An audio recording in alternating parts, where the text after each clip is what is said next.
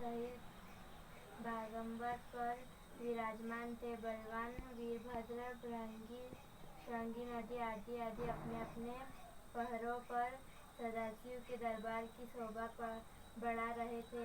श्रृंगवरण, किन्नर ऋषि हर भगवान की विविधा अनुरूप छंदों में स्तुति गान स्वर आलापों से वघों में संलग्न थे। उसी सुअवसर पर महारानी पार्वती जी ने भगवान शिव से दोनों हाथ जोड़कर प्रश्न किया कि हे महेश्वर, मेरे बड़े सौभाग्य है जो मैंने आप सरीखे अर्धांगी पति को वरण किया है। क्या जान सकती हूँ कि मैंने वह कौन सा पुण्य अर्जन किया है? आप अंतर्यामी हैं, मुझ दासी को वर्णन करने बताने की कृपा करें। महारानी पार्वती जी की ऐसी प्रार्थना सुनने पर शिवजी बोले, वरातने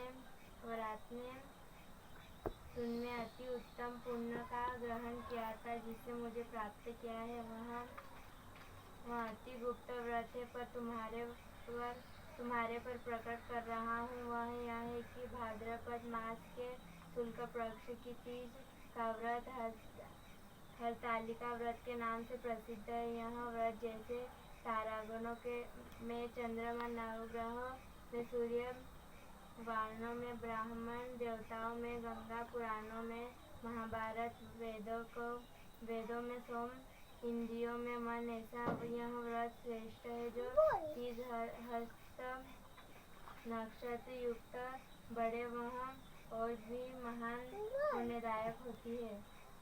ऐसा सुनकर पार्वती जी ने कहा, हे महेश्वर, मैंने अब कैसे और यह तीजा व्रत किया था, विस्तार के साथ श्रवण करने के लिए इच्छा है। इतना सुन भगवान शंकर बोले, भाग्यवान उमा, भारत वर्ष के उत्तर में हिमालय श्रेष्ठ पर्वत है, उसके राजा नाम हिमाचल है। वहाँ तुम भाग्यवती रानी मैना में से पैदा हुई थी। तुमने बाल्यकाल में ही मेरी आराधना करना आरंभ कर दिया था। कुछ उम्र बढ़ने पर हिमालय की दुर्गम गुफाओं में जाकर सहेली सहित मुझे पाने हेतु तप आरंभ किया। तुमने ग्रीष्म ऋतु में बाहर चट्टानों पर आसन लगाकर तप किया। वर्षा ऋतु में बाहर पानी में तप किया। हिम ऋतु में पानी में खड़े होकर मेरे ध्यान में संलग्न रही। इस प्रकार ऋतुओं में तपस्या करने पर भी जब मेरे दर्शन न मिले तब तुमने ऊर्ध्वमुख होकर केवल वायु सेवन की, फिर वृक्षों के सूखे पत्ते खाकर इस शरीर का किया। तपस्या में लीन महाराज हिमाचल पर्वत की चिंता हुई और तुम्हारे विवाह हेतु चिंता करने लगी।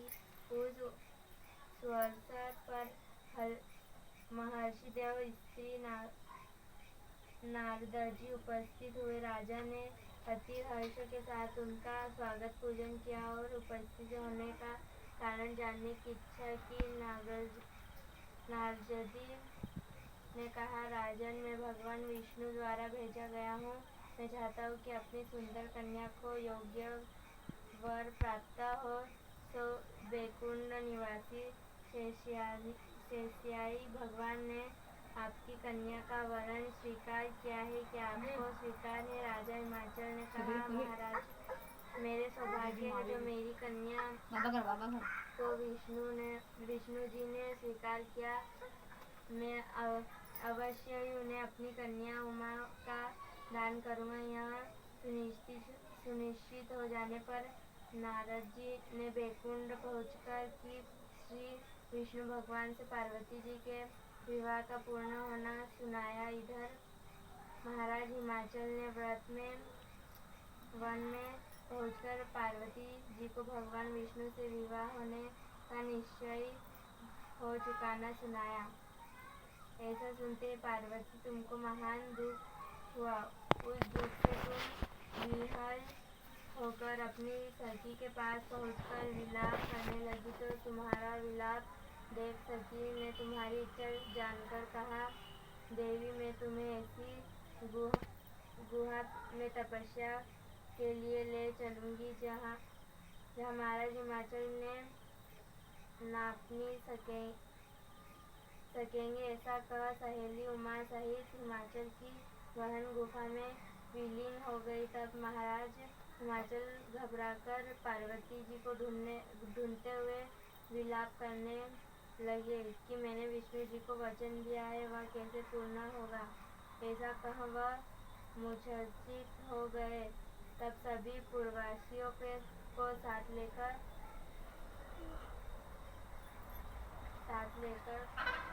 ढूंढने पर महाराज ने पदार्पण कर ऐसी चिंता करके कहा कि क्या मेरी कन्या को कोई व्याघ खा गया, या सर्प ने डस दिया, या कोई राक्षस हर कर ले गया। उस समय तुम अपनी सहेली के साथ ही गहन गुहा में पहुंच बिना जल अंतर के मेरे व्रत को आरंभ करके नदी की बालू का लिंग स्थापित कर विविध मन पुष्प फलों से पूजन करने लगी। उसी दिन भाद्र मास की तृतीया शुक्ल पक्ष हस्त नक्षत्र युक्त प्राप्त की। तुम्हारी पूजा के फलस्वरूप मेरा सिंहासन हिल उठा तो मैंने तुम्हें दर्शन दिया और तुमसे कहा, देवी मैं तुम्हारे व्रत और पूजन के अति प्रसन्न हूँ। तुम अपनी कामना का मुझसे वर्णन करो। इतना सुन तुमने लज्जित भाव से प्रार्थना की कि आप अंतर्यामी है, मेरे मन के भाव आपसे छुपे नहीं, आपको पति रूप में चाहती हूँ। इतना सुनकर मैं तुम्हें एवमस्तु कह इच्छा पूर्ण वरदान देकर अंतर्ध्यान हो गया। इसके बाद तुम्हारे पिता हिमाचल मंत्रियों सहित ढूंढते नदी तट पर मारे शोक के मूर्छित होकर गिर पड़े। उसी समय तुम मैं सहेली के मेरी बालू की मूर्ति विसर्जन करने हेतु नदी तट पर पहुंची। उसी समय तुम्हारे नगर निवासी मंत्रीगण मैं हिमाचल के तुम्हारे दर्शन कर अति प्रसन्नता को प्राप्त हुए और तुम्हारे पिता तुमसे लिपट कर रोने लगे और बोले, उमा तुम इस भयंकर वन में कैसे चली आई, जो अति भयानक है, जहाँ सिंह बाघ जहरीले भयंकर सांपों का निवास है, जहाँ मनुष्य के प्राण संकट में हो सकते हैं। हे पुत्री, इस भयंकर वन को त्याग के अपने गृह को प्रस्थान करो। पिता के ऐसा कहने पर तुमने कहा, पिताजी आपने मेरा विवाह विष्णु के साथ स्वीकार कर लिया है, इससे मैं इसी वन में रहकर अपने प्राण विसर्जन करूंगी। ऐसा सुनकर महाराज हिमाचल अति दुखी हुए और बोले, प्यारी पुत्री तुम शोक मत करो, मैं तुम्हारा विवाह कदापि भगवान विष्णु के साथ न करूंगा और तुम्हारा अभीष्ट वन जो तुम्हें प्राप्त है उन्हीं सदाशिव के साथ करूंगा। तब मैं सहेली के नगर में उपस्थित होकर तुम अपनी माता व सहेलियों से मिली। कुछ समय बाद शुभ मुहूर्त में तुम्हारा विवाह वेद विधि के साथ महाराज हिमाचल व महारानी मैना ने मेरे साथ कर पुण्य अर्जन किया है। सौभाग्यशाली तुम्हारी सहेली ने तुमको हरण कर लिया कि गुहा में रख मेरा तीज व्रत किया। इसी से इस व्रत का नाम हरतालिका पड़ा और यह व्रत सब व्रतों का व्रतराज हुआ। इस प्रकार माता पार्वती ने कहा, प्रभु आपने मेरे मिलने की कथा सुनकर मुझे प्रसन्न तो किया, पर इस व्रत के करने का विधान व फल मुझे नहीं सुनाया, इसलिए कृपा करके मुझे इसके करने की विधि व पृथक फल की सुनाइए। इतना सुन के भगवान शिव ने कहा, प्रिय मैं इस व्रतराज का संविधान फल सुना रहा हूँ। यह व्रत सौभाग्यवती नारी व पति चाहने वाली कन्याओं को करना चाहिए। यह व्रत भाद्रपद के शुक्ल पक्ष की द्वितीया की शाम को आरंभ कर तीज का व्रत धारण करे। यह व्रत निराहार, बिना फलाहार और निर्जला होकर करना चाहिए। भगवान शिव पार्वती की प्रतिमा सुरवन बालू की स्थापित करके केले, पुष्प आदि के खंभे स्थापित करके पूजन, वैदिक मंत्र, स्तुति, गान, वाद्य, मेरी, शंकर, मृदंग, झांझर आदि से रात्रि जागरण करना चाहिए और भगवान शिव का पूजन करने के बाद वह फल फूल पकवान, लड्डू, मेवा, मिष्ठान, तरह तरह के भोग की सामग्री समर्पण कर फिर दरिद्रता नारायण को द्रव्य, अंतर, वस्त्र, प्राप्त की आदि का दान श्रद्धा युक्त देना चाहिए। भगवान शिव को प्रति वस्तु की सिद्ध पंचाक्षरी मंत्र से ओम नमः शिवाय कहकर संतृप्त करना चाहिए। प्रार्थना करते समय अपनी कामना इच्छा को भगवान के सामने प्रेषित करे। फिर पार्वती जी से प्रार्थना करे, हे कल्याण ईश्वरूप शिव, हे मंगल रूप शिव, हे मंगल रूप महेश्वरी, हे शिव, सब कामनाओं को देने वाली देवी, कल्याण रूप तुम्हें नमस्कार है। कल्याण स्वरूप माताजी पार्वती, हम तुम्हें नमस्कार करते। भगवान शंकर जी को सदैव नमस्कार करते हैं। ब्रह्मरूपिणी जगत का पालन करने वाली माँ आपको नमस्कार है। सिंहवाहिनी में संसारिक भय से वायुकुल हो, तुम्हें मेरी रक्षा करो। है महेश्वरी, मैंने इसी अभिलाषा का आपका पूजन किया है। हे पार्वती माता, आप मेरे ऊपर प्रसन्न होकर मुझे सुख और सौभाग्य प्रदान कीजिए। इस प्रकार शब्दों के द्वारा उमा सहित शंकर जी का पूजन करें। इस प्रकार से व्रत करने वाले के पाप नष्ट हो जाते हैं। माता पार्वती जी के लिए इस तरह प्रार्थना करें।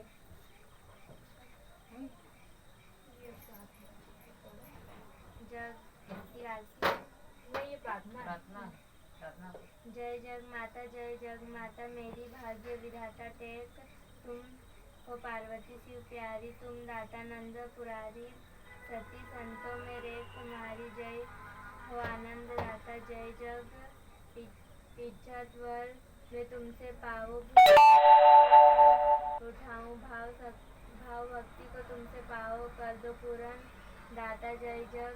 प्रार्थना के बाद पुष्पों को दोनों हाथों में लेकर पुष्प पंजलि संपन्न करने, फिर चतुर्थी को शिवलिंग का किसी नदी या तालाब में विसर्जन करें। फिर ब्राह्मणों तथा निर्धनों को भोजन करा के दक्षिणा देवे। इस प्रकार यह व्रत पूर्ण करने से नारी सौभाग्यवती होती है और धन व पुत्रों से सुखी जीवन व्यतीत करती है।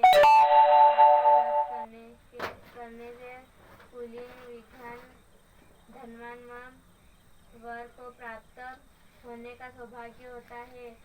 देवी, जो सौभाग्यवती नारी इस व्रत को नहीं धारण करती, वो बार बार वैधव्य व पुत्र शोक को प्राप्त होती है। जो नारी तृतीया के दिन व्रत रखकर चोरी से अन्न खाती है, वह सुकरी का जन्म पाती है। जो फल खाती है, वह बंदरिया को योनि प्राप्त करती है। जो जल पीती है, वह जोंक का जन्म लेती है। जो